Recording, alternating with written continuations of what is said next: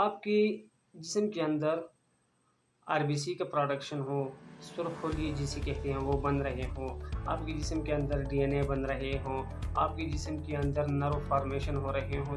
السلام علیکم ورحمۃ اللہ وبرکاتہ، میں ہوں ڈاکٹر حیات اللہ۔ اگر زندگی میں چاہتے ہو کہ کبھی آپ کو انیمیا نہ ہو، خون کی کمی نہ ہو، کبھی آپ کو نیورولوجیکل ایشو نہ ہو، آپ کو کوئی نیورو ڈیجنریٹو ڈیزیز نہ ہو، آپ کی جسم کے اندر RBC کا پروڈکشن ہو، سرخ خلیے جسے کہتے ہیں وہ بن رہے ہوں، آپ کے جسم کے اندر DNA بن رہے ہوں، آپ کے جسم کے اندر نرو فارمیشن ہو رہے ہوں، تو آپ اللہ سے اور کیا چاہتے ہیں؟ تو یہ مسئلے کب آتے ہیں؟ جب آپ کی بدن میں ایک چیز کی کمی آ جاتی ہے اور اسے کہتے ہیں وٹامن B12، ٹھیک ہے؟ جب بھی آپ کے جسم میں وٹامن B12 کی کمی آ گئی تو آپ کو سب سے پہلے انیمیا ہو سکتا ہے۔ سرخ خون کے خلیے ہیں وہ کم پڑ جاتے ہیں۔ جب انیمیا ہوتا ہے تو آپ کو ہر وقت تھکاوٹ ملے گا، تھکاوٹ محسوس کرو گے، تو فٹیگ ایک مسئلہ ہو گیا۔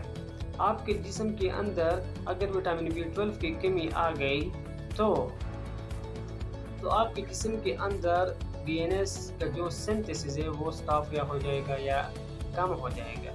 جب DNA نہیں بنے گا تو پھر RNA نہیں بنے گا، جب RNA نہیں بنے گا تو پھر پروٹین مختلف قسم کے ہیں وہ نہیں بنیں گے، تو آپ کو پروٹین کی کمی بھی ہو سکتی ہے اسے۔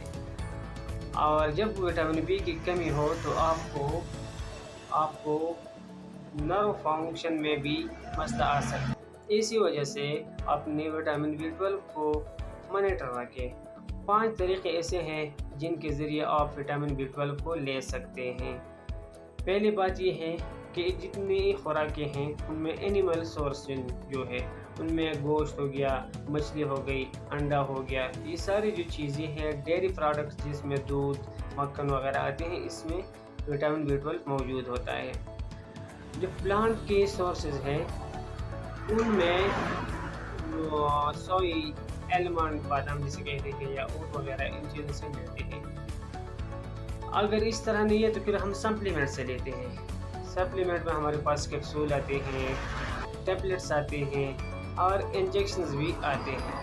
تو خدا کے لیے اپنے وٹامن B12 کا خاص خیال رکھیے گا۔ اللہ حافظ۔